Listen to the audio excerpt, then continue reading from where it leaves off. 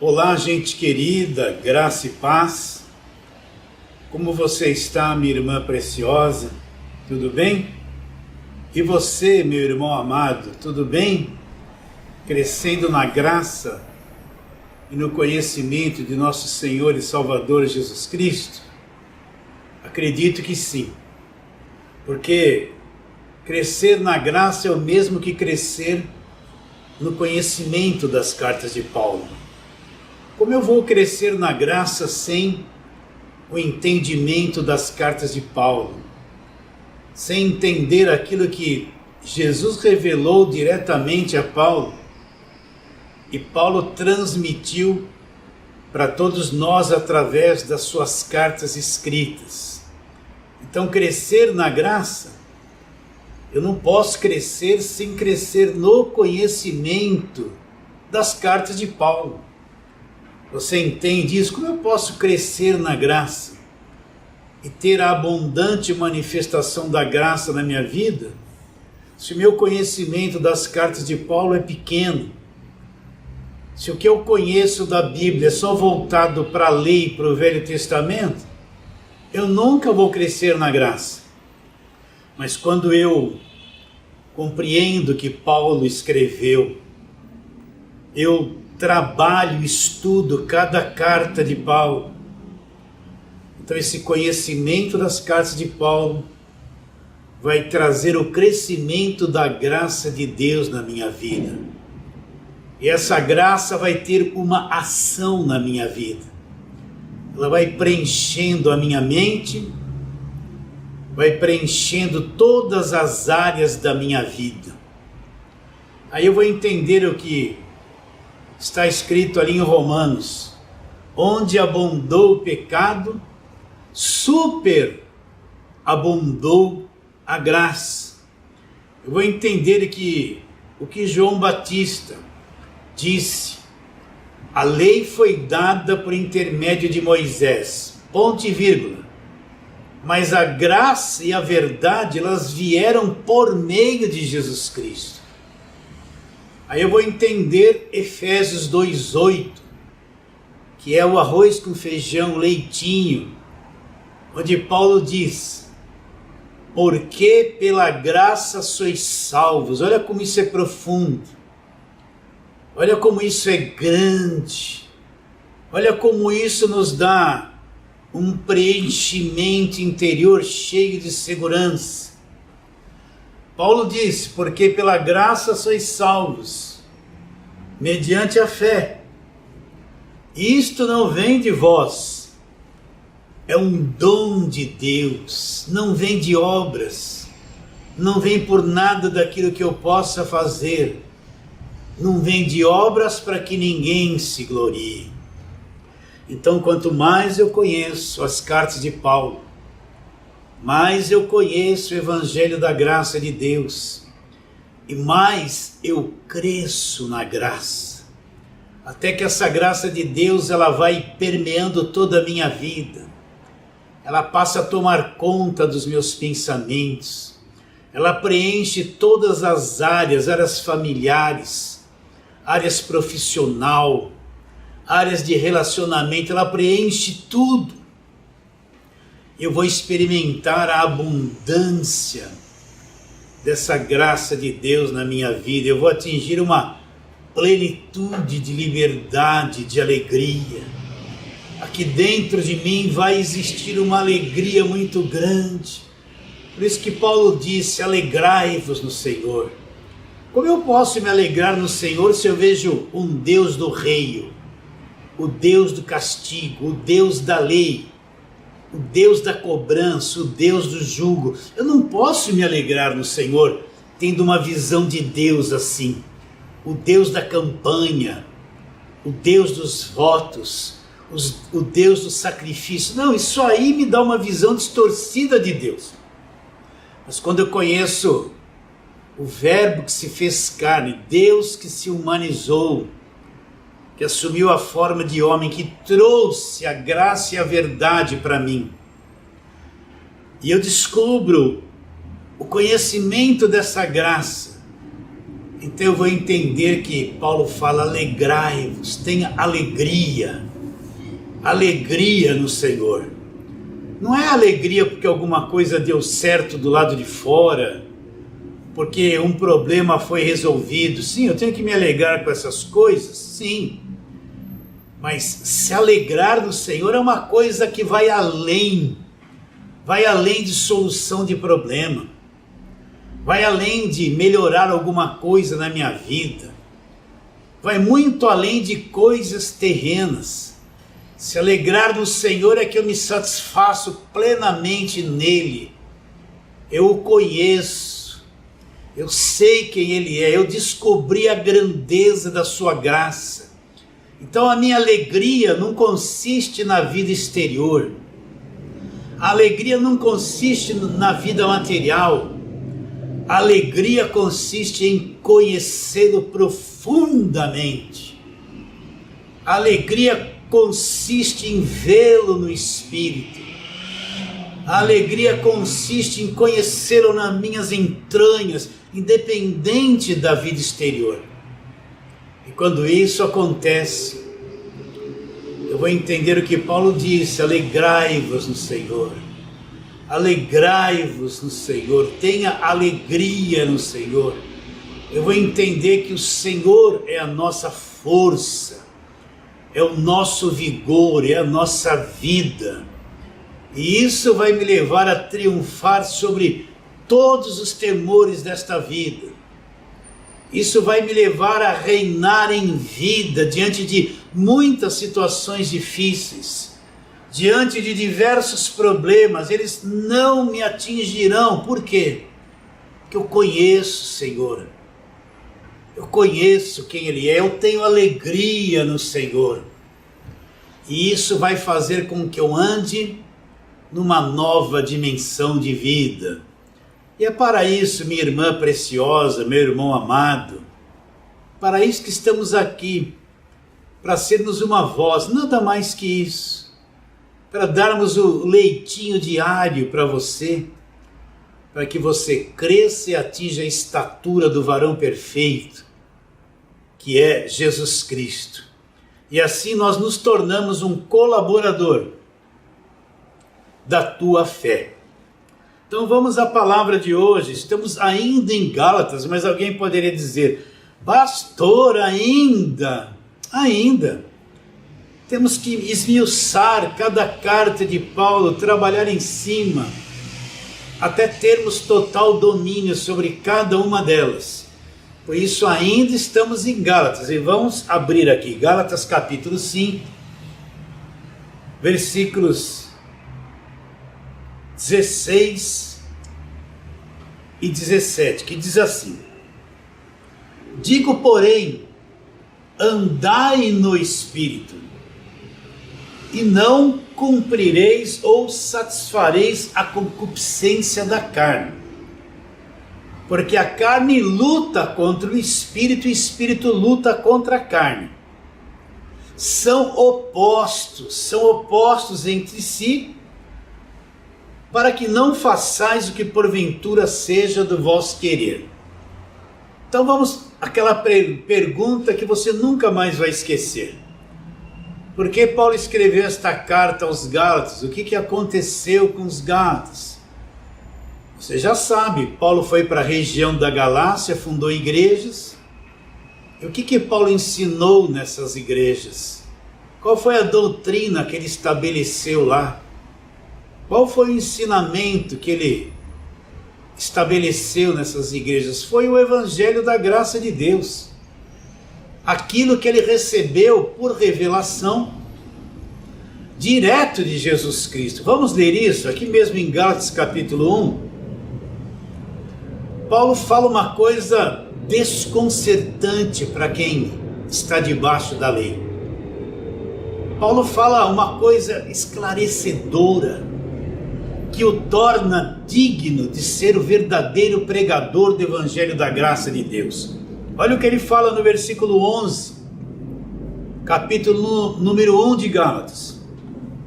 Faço-vos, porém, saber, irmãos, O evangelho por mim anunciado não é segundo o homem. Então preste muita atenção nisso. Talvez você tenha ouvido muito a respeito disso e não teve clareza ainda. Paulo está dizendo que o evangelho que ele anunciava não era segundo o homem. O que ele está querendo dizer? Que o que ele pregava, ele não aprendeu de homem algum. Olha para mim, presta atenção. O que ele pregava, ele não aprendeu de homem algum. Ele não aprendeu de Pedro, ele não aprendeu de João, de Tiago, de Judas. Não. Paulo não teve ensinamento desses apóstolos, porque Paulo fala que ele não aprendeu de homem algum. Então não teve nenhuma mente humana para ensinar Paulo a respeito disso. Paulo não teve influência humana. Paulo não teve influência de nenhum dos outros apóstolos, porque se tivesse, ele tinha aprendido de homem. Então ele não aprendeu de homem algum, está bem claro isso. E como Paulo aprendeu? Surge a pergunta. Paulo, então responda para nós, Paulo. Como é que você aprendeu esse evangelho magnífico, maravilhoso que você prega? Ele diz: porque eu não recebi nem aprendi de homem algum, mas mediante revelação de Jesus Cristo. Então Paulo está dizendo que o evangelho que ele pregava não era segundo o homem. Ele não tinha aprendido de homem algum. Agora preste atenção. Preste atenção. Ele recebeu por revelação de Jesus Cristo. O próprio Senhor Jesus Cristo que apareceu para ele lá em Atos 9, na estrada de Damasco. Esse Jesus Cristo, aquele que havia ressuscitado dos mortos, ele revelou, ele abriu a mente de Paulo. Ele trabalhou na mente de Paulo detalhadamente para pôr esse evangelho na mente de Paulo. Ele recebeu por revelação de Jesus Cristo. Repare bem que já havia apóstolos antes dele. Pedro, a igreja já era estabelecida em Jerusalém. Tiago estava lá, eles eram reputados por coluna da igreja. João estava lá, Pedro estava lá. Por que Jesus não foi procurar os apóstolos que andaram com ele naqueles 3 anos e meio de ministério e não foi revelar o evangelho para eles? Isso dá a entender que eles não conheciam esse evangelho da graça de Deus, não é verdade? Por que Jesus esperou a igreja ser fundamentada, a igreja vir existir? E depois lá na frente, em Atos 9, revelar esse evangelho a Paulo? Por que não revelou para Pedro? Por que não revelou para Tiago? O que eles sabiam, mesmo andando 3 anos e meio com Jesus, não lhes deu conhecimento do evangelho da graça de Deus. Porque Jesus tinha um outro projeto, ele precisava encontrar ali Paulo e revelar esse evangelho da graça de Deus para Paulo. Então olha como isso é forte. Jesus não foi procurar Pedro, Tiago, João e Judas para revelar o evangelho da graça de Deus, porque se esse evangelho não havia sido revelado, foi revelado só a Paulo, isso nos leva a entender que os discípulos antes de Paulo não tiveram conhecimento e revelação do evangelho da graça de Deus. Sim ou não? Então Paulo fala: eu não aprendi e nem recebi esse evangelho de homem algum. Mas como foi? Olha como isso é lindo. Isso me atrai muitíssimo. Isso desperta em mim um interesse cada vez maior pelas cartas de Paulo. Paulo diz: eu recebi mediante a revelação de Jesus Cristo. Então Jesus Cristo apareceu para ele, e ele não aprendeu o evangelho em um dia, em 1 minuto. Jesus Cristo apareceu para ele não uma vez, várias vezes. E foi revelando parte por parte desse evangelho da graça de Deus para ele. Você entende isso, meu irmão, minha irmã? Você pode ver que o conhecimento que Pedro, Tiago, João e Judas tinham não chegou aos pés do que o apóstolo Paulo conheceu. Olha, por exemplo, a carta de Tiago. Ele começa no versículo dizendo isso. Quero até ler para você. Estou abrindo aqui um gancho, um pouquinho ali para frente, que não ia nem falar essas coisas. Olha como Tiago, no capítulo 1, versículo 1, olha como ele começa a carta dele, endereçando a carta dele para quem? Olha, Tiago, servo de Deus e do Senhor Jesus Cristo. Agora ele vai endereçar a carta às 12 tribos que se encontram na dispersão. Saudações. Para quem ele está endereçando a carta? Para as 12 tribos que se encontravam na dispersão. Por acaso os gentios foram divididos em tribos por Deus? Não. Quem é que foi dividido em tribos? Foi o povo de Israel. Foram os filhos de José, aqueles que saíram do Egito. Então, Tiago está dirigindo essa carta, não é para gentios, é para os judeus. Ele não está escrevendo esses ensinamentos para gentio, porque quem se dividiu em 12 tribos foi o povo de Israel, sim ou não? Para você ver como Tiago não tinha a revelação do Evangelho da Graça de Deus. Agora você leia toda a carta de Tiago, que são 5 capítulos, e você que vai ver que Tiago nunca falou nada da graça de Deus, nunca falou nada da obra de Cristo na cruz, nunca falou nada do sacrifício perfeito, para você ver que Tiago não entendeu nada daquilo que Jesus Cristo revelou ao apóstolo Paulo. Vai falar assim: ah, pastor, o senhor está fazendo acepção. Não, eu não estou fazendo acepção. Eu estou trazendo um pensamento aqui para você enxergar essas coisas comigo. Por que Jesus não procurou Pedro, Tiago, João para revelar o Evangelho da Graça de Deus? Não foram esses que viveram 3 anos e meio com Jesus no ministério dele? Jesus não revelou o Evangelho da Graça de Deus para eles.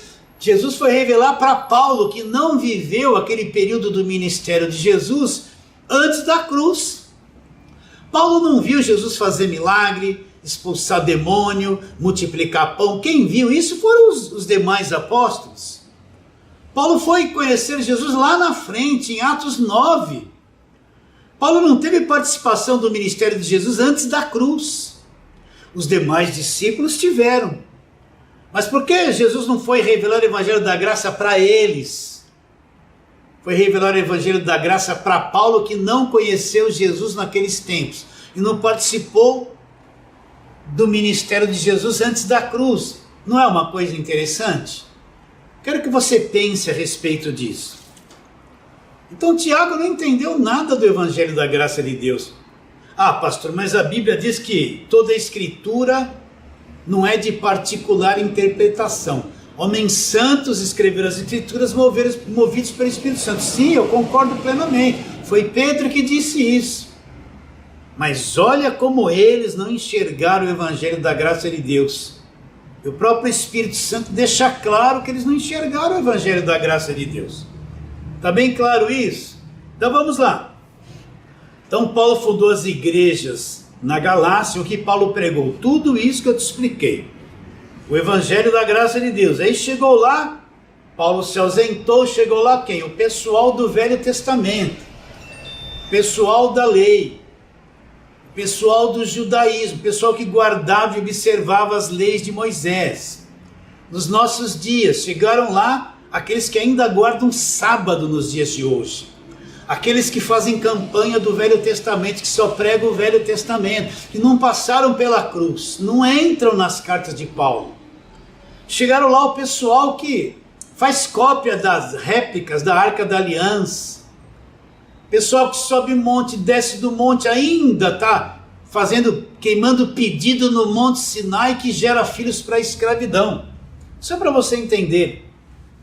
E se infiltraram na igreja dos Gálatas e quiseram anular, esconder aquilo que Paulo havia pregado. dizendo: não é bem assim. Vocês têm que praticar as festas judaicas, fazer festas de primícia, vocês têm que sacrificar o segundo boi. Vocês estão entendendo o que eu estou dizendo? Não é isso que você vê na televisão o tempo todo. Esse pessoal entrou lá e disseram: olha, o que o Paulo ensinou não é suficiente, vocês têm que voltar para trás, ficar na lei, voltar a se circuncidar, guardar sábado, guardar as festas da lei. Aquilo que acabou na cruz, que Paulo deixou claro. O que aconteceu? Os Gálatas foram influenciados por esse ensino e acabaram se desligando do evangelho da graça de Deus e voltando-se para o evangelho debaixo da lei.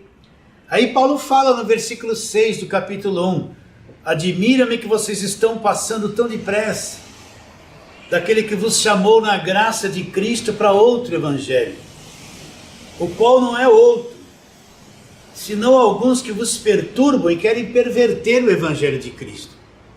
Então Paulo fala: vocês estão depressa, estão saindo da graça para um outro evangelho. Essas pessoas que se introduziram no meio de vocês, eles querem perverter o evangelho de Cristo. O que é evangelho pervertido na mente de Paulo? É quando eu trago o Velho Testamento e misturo todas as coisas. Quero trazer o Velho Testamento, a lei de Moisés, os costumes judaicos. Velho Testamento é a história do povo judeu. É judaísmo, não é evangelho. Eu quero trazer aquilo e misturar com o Novo Testamento, ficar mais no Velho do que no Novo. Eu só vou lá nas cartas de Paulo pegar metade de um versículo que me interessa, mas eu não estudo as cartas de Paulo. Então o evangelho pervertido é isso, é quando eu misturo o velho com o novo e quero trazer o velho e fazer ele sobressair sobre o novo. Aí o que Paulo fala?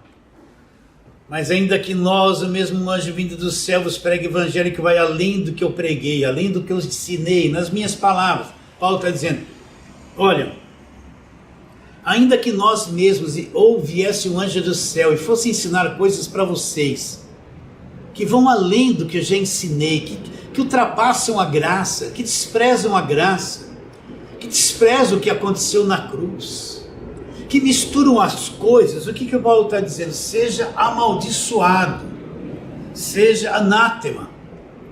Versículo 9: assim como já dissemos e agora repito, se alguém vos prega evangelho que vai além daquele que Paulo havia ensinado, seja anátema. E eu já disse isso. Paulo escreve toda esta carta mostrando para os Gálatas o erro que eles cometeram. Paulo vai dizer assim para eles: olha, vocês querem se justificar na lei? Vocês caíram da graça, vocês se desligaram de Cristo. Se desligando da graça, eu me desligo de Cristo, eu me desligo do Cristo crucificado, eu caio da graça, eu vou me submeter a um jugo de escravidão. Paulo trabalha, nós falamos isso muito. E depois Paulo fala, depois que ele tece todas essas considerações, aí Paulo fala, deixa claro que nós estamos presos numa natureza terrena caída, uma natureza terrena contrária a Deus. É como se nós tivéssemos duas forças. Lá dentro eu tenho um homem interior, tenho prazer na lei de Deus, mas eu vejo na minha carne um comportamento totalmente contrário às coisas de Deus. Eu vejo a minha carne uma traidora, ela é diabólica, ela quer fazer tudo contrário ao que Deus me pede. Me programo para fazer tudo certinho, mas durante o dia eu me irrito, eu falho, eu julgo as pessoas só pelo olhar. Às vezes eu olho para uma pessoa e já penso assim: essa pessoa, já desprezo ela na minha mente só por um olhar, e não consigo fazer o bem. Eu quero fazer o bem, mas eu descubro que o mal habita em mim. Paulo vai explicando isso. Vamos lá em Romanos, sem pressa de trabalharmos nessas palavras. Então Paulo fala, Romanos 7,18, eu já li isso todos esses dias. Porque eu sei que em mim, isto é, na minha carne, não habita bem nenhum. Pois o querer o bem está em mim, mas eu não consigo realizar o bem. Então Paulo está dizendo que nessa nossa natureza terrena não habita bem nenhum. Toda coisa errada está nessa carne. Toda coisa errada está nessa carne, com fome de fazer coisa errada o tempo todo. E nesse capítulo 5, onde nós lemos versículos 16 e 17, eu já li isso dezenas de vezes, Paulo começa a mostrar o que a carne produz, o que é que habita na carne. Então ele fala no versículo 19. Ora, as obras da carne são conhecidas e são, olha lá, e tudo isso está na tua carne, eu tenho falado isso sempre. Isso não é demônio, o sistema diz que isso é demônio. Tudo virou demônio no sistema, né? A pessoa bebe, é o demônio do álcool. A pessoa quer se prostituir, é o demônio da prostituição. Mas a Bíblia não diz que isso é demônio. A Bíblia diz que isso é a tua própria carne, é o que está nessa carne aí, nessa natureza humana, habita nela todo esse mal. Então Paulo fala, o que é a obra da carne? O que a carne produz? O que vive nessa carne? E Paulo vai descrever aqui essas coisas que você já sabe, olha lá. Prostituição, impureza, lascívia, idolatria, feitiçarias, olha lá, inimizades. Eu lembro quando era do sistema, tinha umas irmãs que não iam com a cara das outras irmãs. Aí no culto das irmãs elas iriam orar. Ó Deus, nós repreendemos todo espírito de inimizade, demônio da inimizade sai. Só que elas nunca se davam bem. Elas achavam que tinha um demônio no meio da igreja, e esse demônio ficava assim na cabeça de umas, olha, não goste daquelas. E as outras olhavam, olha, não vou com a cara dessa. Aí elas ficavam em inimizade. Na cabeça delas tinha um demônio da inimizade, então elas amarravam o demônio, só que não se olhavam e viviam na inimizade. Porque a inimizade não era demônio, é o que elas eram na carne. A propensão para ter inimizade estava na carne delas. As porfias, os ciúmes, as iras, as discórdias, né? A irmã vai lá na igreja da campanha de libertação. Aí ela chega lá, meu marido está cheio de discórdia comigo. Mas o que ela está fazendo? Ela vai na igreja segunda, terça, quarta, quinta, sexta, sábado e no domingo vai 3 vezes. E não cuida do marido como tem que cuidar. Aí o marido que não é crente, não entende nada da Bíblia, fala, essa minha esposa está virada, eu chego aqui para jantar, ela não chegou da igreja ainda. Não tem lavado roupa direito. Chega domingo, que é o dia de a gente ficar em casa, namorar um pouquinho, ela desaparece, fica de manhã, à tarde e à noite na igreja. Aí ela vai lá e fala, pastor, meu marido está com discórdia comigo. Aí o pastor vai falar assim para ela, é um demônio da discórdia, vem fazer campanha para libertar o teu marido. Olha o comportamento que ela está tendo. O marido dela não entende nada da Bíblia. Ela está destruindo o casamento dela em nome de Jesus, fazendo campanha. E o conselho do pastor das igrejas feiticeiras é que o marido tem demônio. Ele tinha que falar assim para ela, minha irmã, venha na igreja só domingo de manhã, vai cuidar da tua casa, dos teus filhos, do teu marido, cuida da roupa dele, faz uma comidinha, namora bastante com ele, porque ele não é crente, você vai destruir o teu casamento, mas na cabeça do pastor da lei é um demônio. E vai perder o marido e vai falar que o diabo levou. Não, foi... Você está entendendo? Porque achou que era um demônio da discórdia. Quantas mulheres, se você está me ouvindo, mulher, fica enfiada dentro da igreja, você não tinha nem que ter cargo na igreja, nem obreira você teria que ser se o teu marido não está na igreja. Você vai atrapalhar a tua vida e a vida do teu marido, e vão falar que é o demônio. Isso nunca vai mudar. Aí o marido fica em discórdia com ela, é o demônio da discórdia. Não, é a carne. É a carne. As discórdias, as dissensões, as invejas, as bebedices, glutonarias e coisas semelhantes a estas. Olha quantas coisas tem ainda. Então Paulo falou que tudo isso é obra da carne. Agora, o que Deus quer de cada um de nós? Olha, Deus pagou pelo nosso pecado pelo resto do fim das nossas vidas. Deus quitou a nossa dívida, nos libertou, nos perdoou para sempre. nos salvou e nós nunca vamos perder a salvação.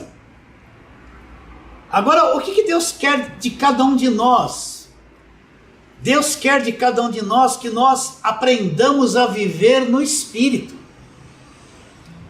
Aprendamos a viver pelo homem interior, aprendamos a viver no Espírito. Olha o que eu li para você. Alguém poderia perguntar, mas pastor, como é que eu vou ter domínio sobre essas obras da carne? É coisa difícil, mas não é impossível.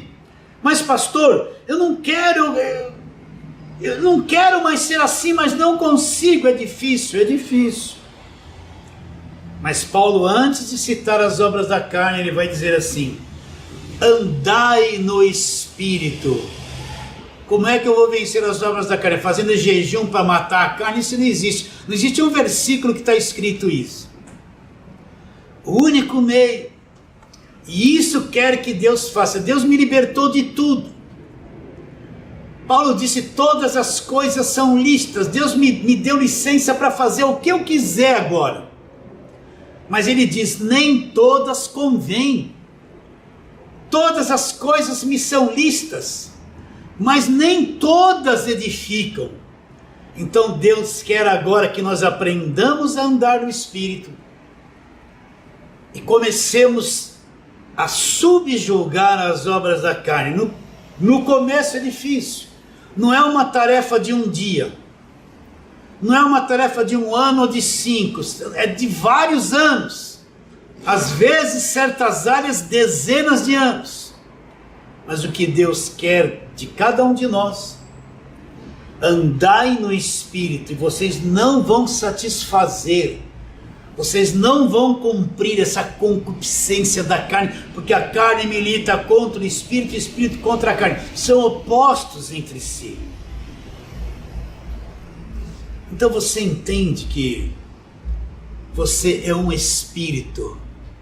E nesse Espírito que você tem a vida de Deus, a vida eterna já está aí. E o que Deus quer, que nós, através desse homem interior que é o nosso Espírito, ele seja treinado pelo Evangelho da graça de Deus, para disciplinar a carne, pôr a carne em ordem, vencer as obras da carne, amadurecer nesse exercício de subjugarmos a carne. Quero ler aqui Colossenses. Isso é uma tarefa trabalhosa de anos e anos, muito trabalhosa.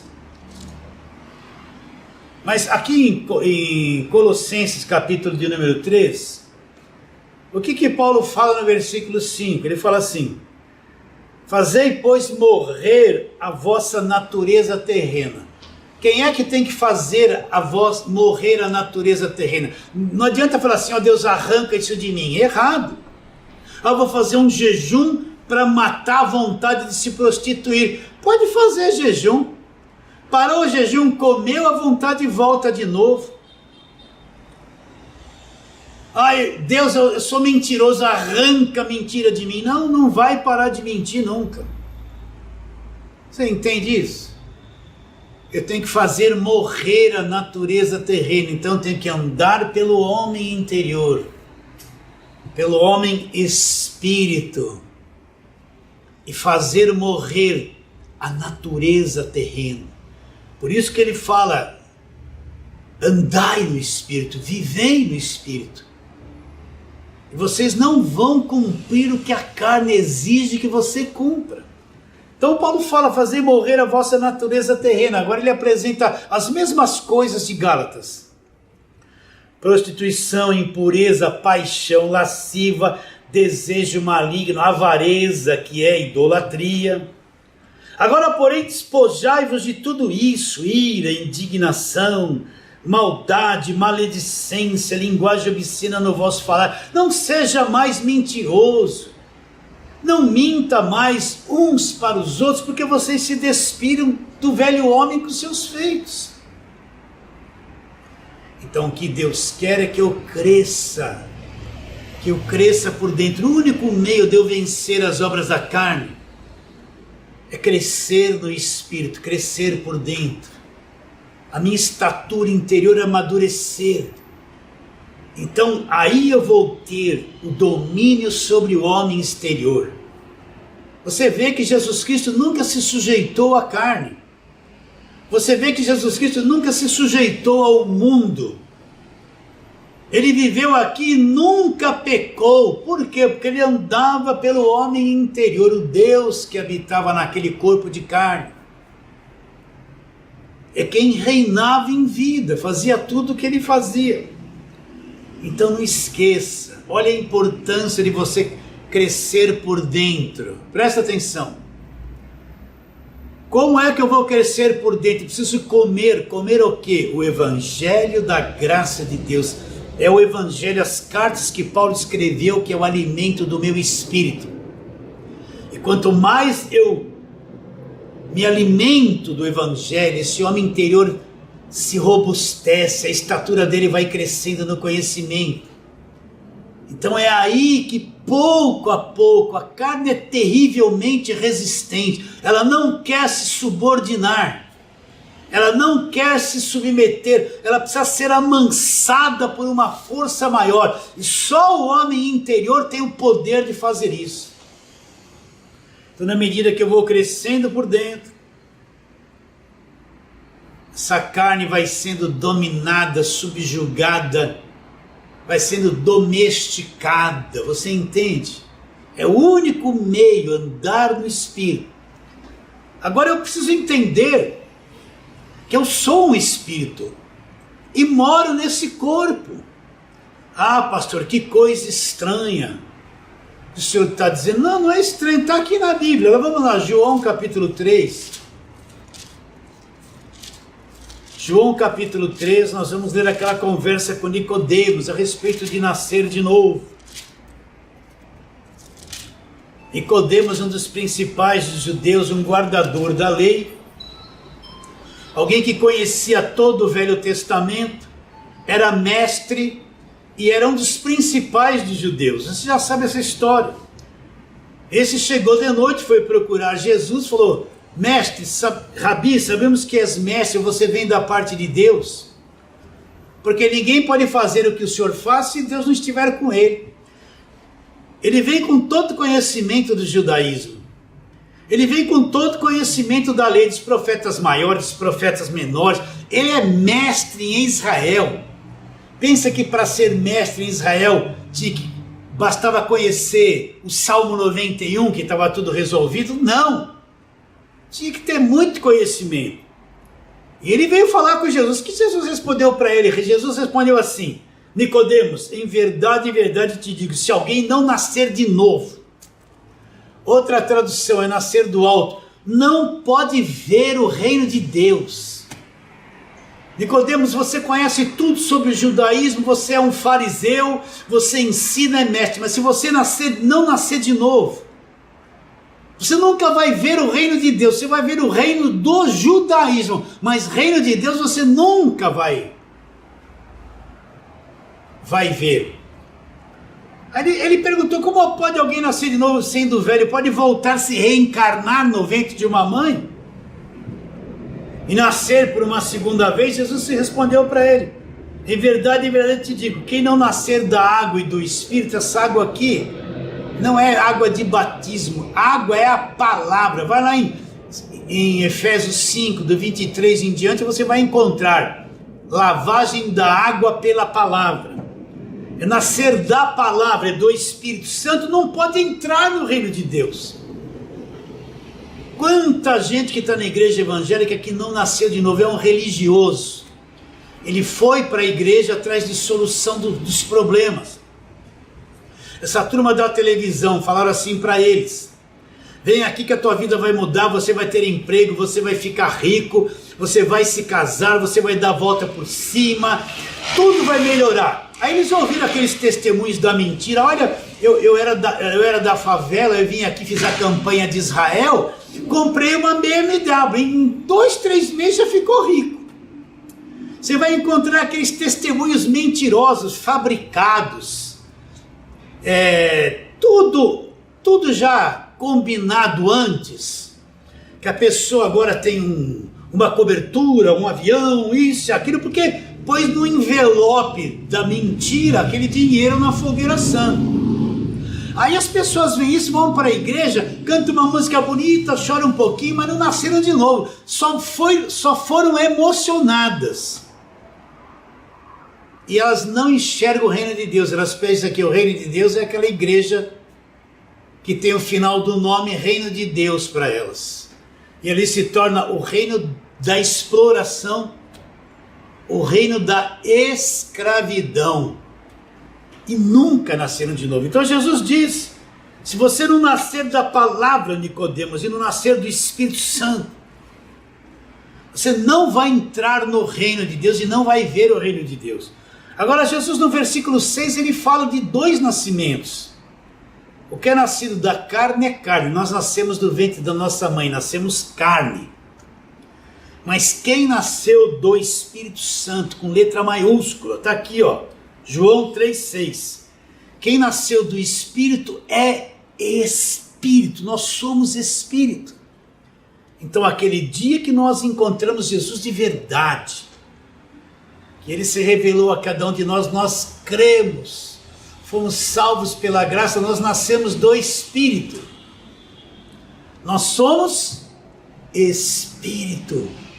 Nós somos Espírito. Deus não é Espírito. Aquela imagem e semelhança de Deus foi perdida por Adão lá em Gênesis 3. O próprio Deus vem, se encarna e vem restituir essa imagem em cada um de nós que foi perdida lá em Gênesis 3. Veio restabelecer aquilo que foi perdido lá. Então quando eu creio em Jesus, eu nasci do Espírito, eu sou Espírito, meu Espírito acorda, se desperta, eu passo a viver no Espírito. Está bem claro isso?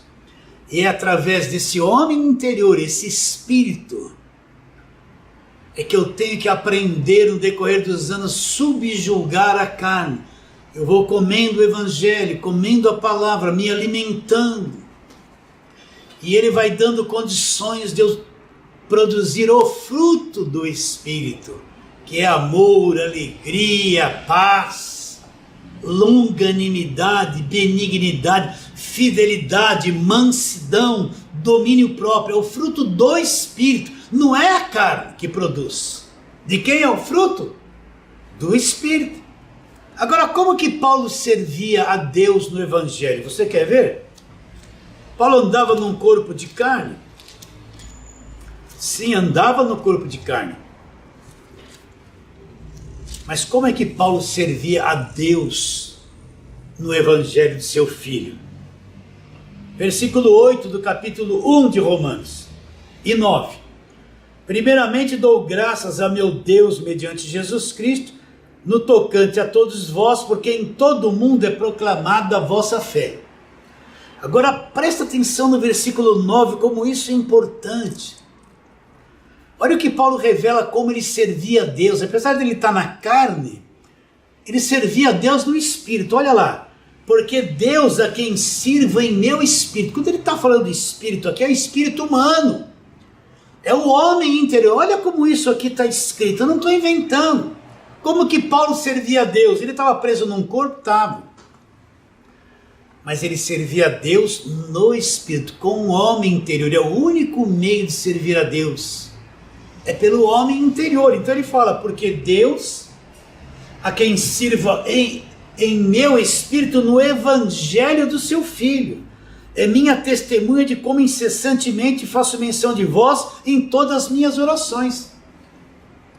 Então, como é que eu vou servir a Deus? Eu estou preso num corpo de carne. Na religião eu tenho que pôr esse corpo para trabalhar, fazer tanta coisa, obras.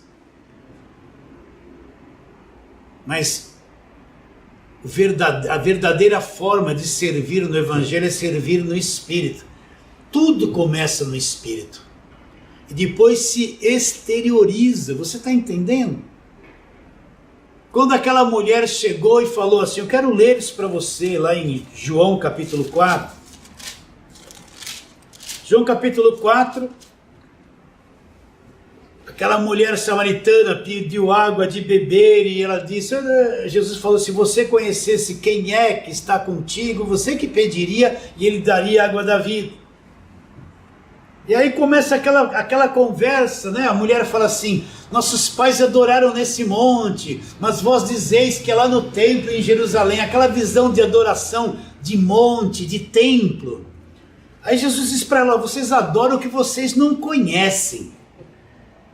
Mas vem a hora, e já chegou, em que os verdadeiros adoradores adorarão o Pai como em espírito e em verdade. Vem a hora, então se essa hora viria, porque não existiu essa hora antes desse tempo. Toda aquela adoração do templo de Salomão, aquilo era tudo feito na carne. Aquilo era tudo coisa física. Muita gente cantando, aquela coisa toda era bonita, mas era tudo coisa feita na carne. Aquilo não era a verdadeira adoração. Todos aqueles louvores do Velho Testamento, era tudo coisa feita na carne. Ninguém era nascido do alto, ninguém era nascido de novo naquele tempo. Jesus não havia morrido na cruz. Novo nascimento é coisa do Novo Testamento. Então Jesus Cristo disse, mas vem a hora, e já chegou, em que os verdadeiros adoradores vão adorar o Pai como? Em espírito e em verdade. Então a verdadeira adoração, eu sei que todo mundo gosta de louvor, né? Hoje em dia você vê os púlpitos da igreja, todo mundo dança, coreografia, tem aquelas bandas, aquele monte de música, fala que o louvor liberta. Mas se você procurar estratégia de louvor na Nova Aliança, no Novo Testamento, não tem uma. Vê se Paulo nas 14 cartas escreveu como é que eu tenho que cantar para Deus. Se fala formas de se cantar para Deus. Não existe. Não leve a mal o que eu estou dizendo, mas toda essa expressão de louvor da atualidade é extraída dos salmos, né? Os píferos, as harpas, aqueles instrumentos de corda, todo esse ritmo de louvor que nós temos hoje é extraído da lei, do Velho Testamento, dos levitas. Podem ver que quem fala de louvor hoje são levitas. Os levitas nem existem mais, acabou na cruz. Então Jesus Cristo disse, a hora vem e já chegou. Por que chegou? Porque ele veio implantar isso. Em que os verdadeiros adoradores vão adorar como? Em espírito, nós somos espírito. Adorar em espírito e em verdade. E ele fala, porque o Pai procura esses para ser os seus verdadeiros adoradores. Se o Pai procurava, é porque não tinha muita gente, ou quase nada ou nada. Então o Pai procura os verdadeiros adoradores que iriam adorar a Deus como em espírito e em verdade. Depois ele diz, Deus é espírito. E nós somos espírito. E importa que os seus adoradores adorem Ele como em espírito e em verdade. Você pode adorar a Deus sem cantar. Você pode adorar a Deus na tua casa, no carro, onde quer que você esteja. Não precisa de música. Entende? É que foi posto na nossa cabeça que todo culto tem que ter 3 horas de louvor. Aí vem o pregador, pega 5 minutos a palavra, pede todo o teu dinheiro e acabou o culto. Você não cresceu em nada. É tanto detalhe, é tanta banda, é tanta coisa. Eu sei que você que é novinho não vai entender nada disso que eu estou te dizendo. Não tem problema. É tanto como se em muitos lugares o louvor está acima da palavra. O louvor é mais importante do que o evangelho. Não é verdade? É verdade, isso pode observar. Se você tem entendimento aberto, você vai ter clareza do que eu estou te dizendo. Deus é o que? É espírito. Importa que os seus adoradores adorem como? Em espírito e em verdade. Essa é a verdadeira adoração. A verdadeira adoração não precisa estar cantando, não precisa estar com música, não precisa ter instrumento. É aqui dentro, na tua mente, no teu espírito. É você e Deus. Adoração profunda que transcende o mundo emocional. O louvor precisa das emoções, das lágrimas, das palmas. Não precisa. O louvor precisa de tudo isso. Sem isso parece que não tem louvor, mas Deus não precisa de nada disso. Isso é para a carne. Deus quer que você, o homem inteiro no seu espírito, o adore em espírito e em verdade. Deus é espírito. importa que os seus adoradores adorem como em espírito e em verdade. O que nós lemos lá em Romanos 1,8? Deus a quem sirva em meu espírito no evangelho de seu Filho. Então, como Paulo servia a Deus no evangelho lá dentro, no homem interior. Agora eu faço uma pergunta para você: onde é que está a graça de Deus? Onde se manifesta a graça de Deus? Vamos trabalhar? Vamos trabalhar na palavra de Deus? Vamos lá. Gálatas, onde nós estávamos, volta lá para Gálatas, capítulo de número 6. Você vai ver uma coisa surpreendente que Paulo falava. Surpreendente. Gálatas, capítulo 6. Preste muita atenção no que eu vou te dizer. Paulo servia a Deus em espírito no evangelho. Os verdadeiros adoradores adoram a Deus em espírito. Como é que eu vou vencer a carne e fazer morrer a natureza terrena? Pelo homem interior, pelo homem espírito. Ele se alimenta do evangelho, eu vou crescendo e ele vai fazendo morrer a natureza terrena. Caso contrário, nunca a natureza terrena vai ser domesticada, dominada, subjugada. Nunca. Você vai viver nervoso a vida inteira e vai morrer nervoso. Gálatas capítulo 6.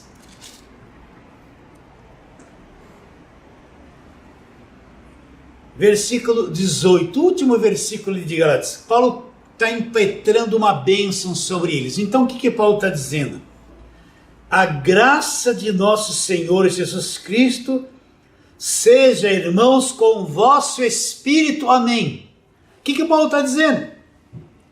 A graça de nosso Senhor Jesus Cristo, essa graça salvadora, essa graça que abundou e superabundou na minha vida, na tua vida, seja onde? Com a tua carne ou com o teu espírito? A graça de nosso Senhor Jesus Cristo seja, irmãos, com o vosso espírito. Então, onde é que está a graça de Deus? Que vai se manifestar em abundância. No nosso espírito, vem de dentro para fora.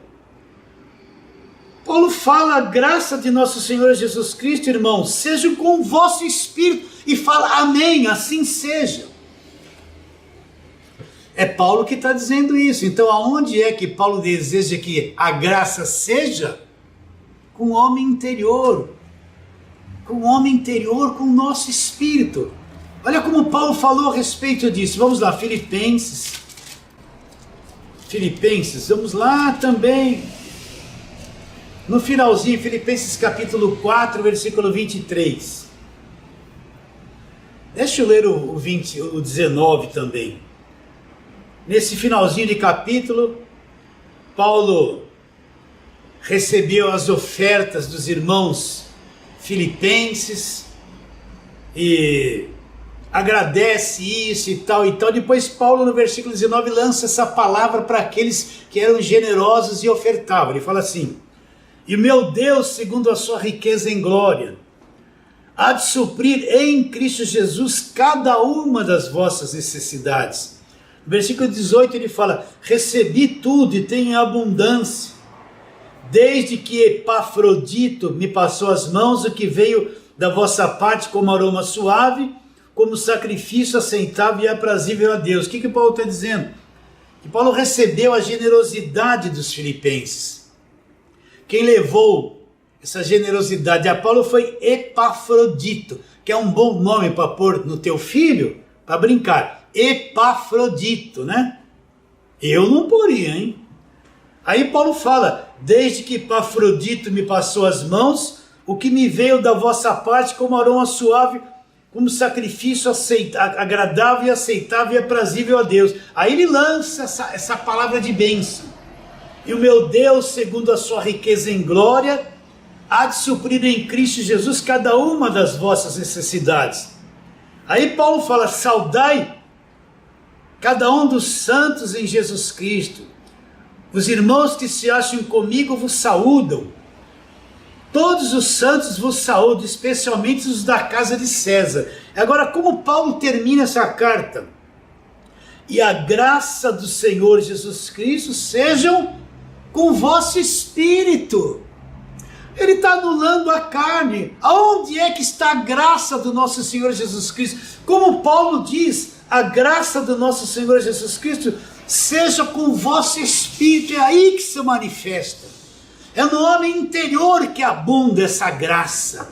Tudo vem de dentro para fora. O poder de Deus habita no teu espírito.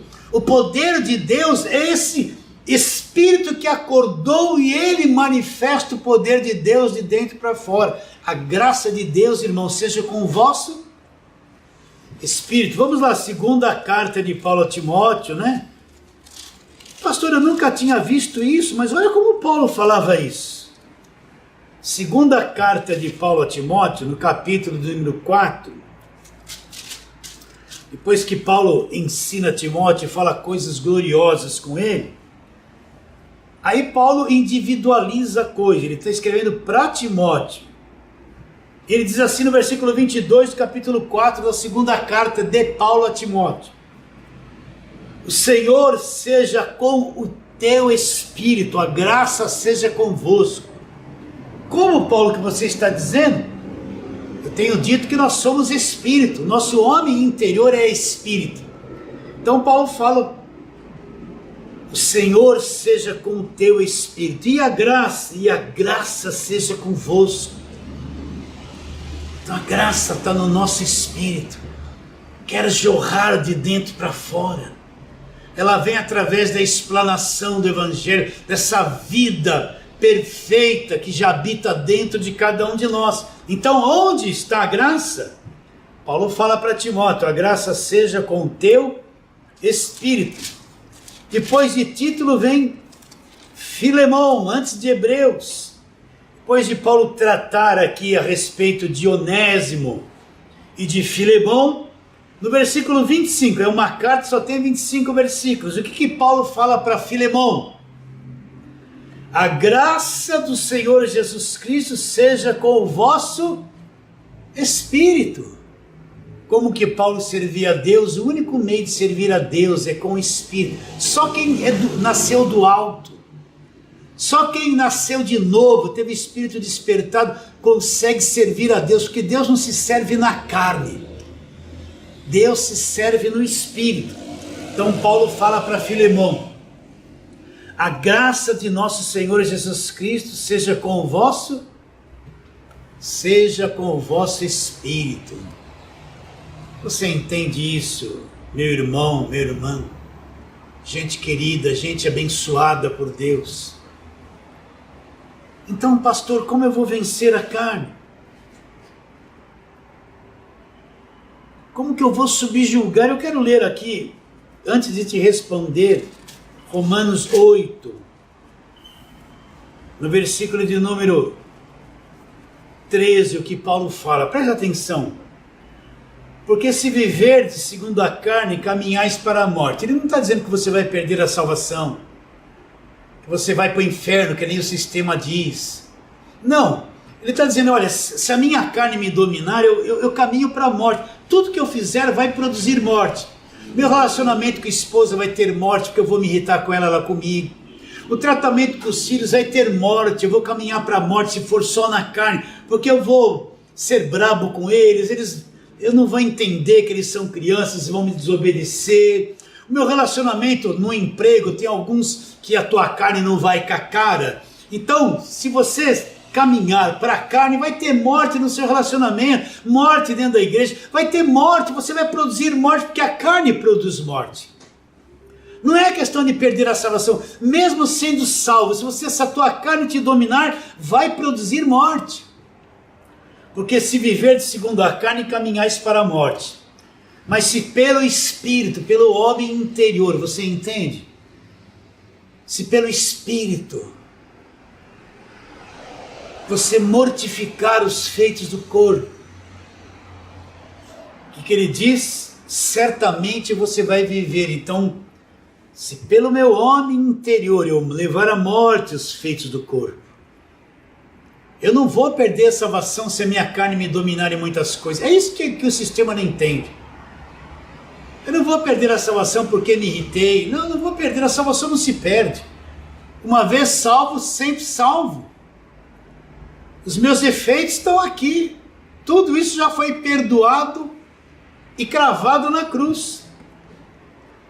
Mas se pelo homem interior, pelo Espírito, eu levar à morte os feitos do corpo, então eu vou ter vida no relacionamento com a esposa, com os filhos, com o marido, na empresa, eu vou ter vida, onde quer que eu for eu vou ter vida. Por quê? Porque aí o fruto do Espírito, o amor, alegria, paz, longanimidade, benignidade, fidelidade, mansidão, domínio próprio, fé, tudo isso vai aflorar de dentro para fora. Mas se a minha carne dominar, então eu vou ter ira, falta de paciência, ódio, raiva, brigar, discutir, não vou me submeter a ninguém, não gosto de obedecer, a esposa vai olhar virada com o marido porque o marido fez uma coisinha que ela não gostava, o marido vai viver virado com a esposa porque a esposa olha com os olhos de desprezo para ele, vão ter um relacionamento ruim, é isso. Mas se pelo Espírito eu mortificar os feitos do corpo, eu vou ter paz, o fruto do Espírito do homem interior vai vir para fora. É isso que Deus quer de cada um de nós. Cristo me libertou de tudo, da lei, acabou, quitou minha dívida. E disse assim, olha, agora você não deu ocasião para a carne, você é livre, tudo é lícito para você, mas nem tudo convém. Aprenda a ser inteligente, avaliar as coisas. Mas a carne que você vive é o teu pior inimigo. Você quer encontrar o diabo? Olha para a tua própria carne, você vai ver o diabo em você. Essa natureza é a natureza do diabo na tua própria carne. É aquilo que veio lá de Gênesis 3. Você está entendendo? Então, como é que a graça de Deus vai abundar em mim se eu ando na carne, irritado com um monte de coisa? Por isso que a graça de Deus às vezes fica limitada na minha vida, porque eu estou muito limitado no Espírito. Então, pastor, como é que eu vou vencer tudo isso? Isso leva anos de treinamento. Seu homem interior precisa crescer. Ele come as cartas de Paulo, que é o Evangelho da Graça de Deus. Ele vai adquirindo a estatura do varão perfeito. E quando ele estiver maduro, ele vai subjugar a carne. Então, para terminarmos, volta lá. Gálatas, capítulo de número 5, versículo 16, o que ele diz? Digo, porém, andai no Espírito, ande pelo homem interior, viva pelo teu Espírito, coma as cartas de Paulo, amadureça no Espírito, tenha a estatura madura, domine a tua carne. Isso não é fácil, é terrivelmente difícil, mas tem condições disso acontecer. É anos de treinamento. Por isso que ser maduro no Evangelho, a pessoa encontrou o Evangelho da Graça faz 1 ano. Ela leu um montão de coisa, ouve um montão de pregação para a internet, ela acha que já sabe tudo, ela já discorda de um, discorda de outro, não aprendeu nada, ela nem saiu da carne ainda. Por isso que eu falo, para ser alguém maduro na graça, não leve a mal o que eu vou dizer, precisa pelo menos estar uns 20 anos no Evangelho, para dar sinais de maturidade. Para ser alguém maduro nesse Evangelho da Graça de Deus, leva anos, leva décadas para que a carne seja levada à morte pelo teu homem interior. Não é uma brincadeira de um dia. Nem vou falar isso. Então, como é que eu vou matar as obras da carne, fazer morrer a natureza terrena? É isso que Deus espera de mim e de você. Andai no Espírito. Andai no Espírito. Andar no Espírito. Andar no Espírito. E vocês não cumprirão a concupiscência da carne. Haverá vida, a vida de Cristo. Como é que a vida de Cristo vai se manifestar no nosso corpo mortal? Se Ele domina a tua vida o tempo todo, não vai. Mas se pelo homem interior eu andar no Espírito, então a vida de Cristo vai dar vida neste corpo de carne, vai manter ele dominado, subjugado, escravizado. Foi por isso que Paulo disse, eu esmurro meu corpo não me domina. A minha carne não me domina. Eu esmurro meu corpo e levo ele à submissão, à escravidão. Como que ele fazia isso? Pelo homem interior, pelo Espírito. Aí Paulo diz assim, eu esmurro meu corpo e levo ele à escravidão, para que tendo pregado a outros, não venha eu mesmo ser desqualificado. Ele não fala que está perdendo a salvação. Ele pregou o evangelho para outros, mas não subjugou a carne, se manteve desqualificado. Por isso que vir pregar o evangelho não é vir contar historinha, bate palma, não. Tem que ter uma vida por trás que ninguém conhece, só você e Deus. Uma vida limpa, uma vida santa, uma vida correta, uma vida de honestidade. Você entende? Uma vida sem segunda intenção no coração, que não tem trapaça, que não tem jeitinho brasileiro. Então quando você pregar o evangelho da graça vai ter efeito. Agora se você vive desordenadamente e só aparece na câmera para falar alguma coisa, não tem vida o que você fala, você às vezes vai gerar confusão, não é maduro. Será que você entende isso? Então o único meio é você andar no Espírito, crescer por dentro, esmiuçar cada carta de Paulo. Teu homem interior, ele se renova pelo conhecimento das cartas de Paulo, esse é o alimento dele, ele cresce, até que um dia, vamos ver se você entende isso, até que um dia você vai ser só Espírito. A coisa cresceu dentro de você de uma forma tão sobrenatural que você vai ser só Espírito com corpo de carne subjugado. Foi uma alegria estar com você mais uma vez nessa live, meu irmão, minha irmã. Eu tenho um grande interesse na tua vida, interesse que você cresça, amadureça e enxergue cada vez mais o Evangelho da graça de Deus. E assim nós vamos terminando por aqui, no nome daquele nome que está acima de todo nome, em nome de Jesus.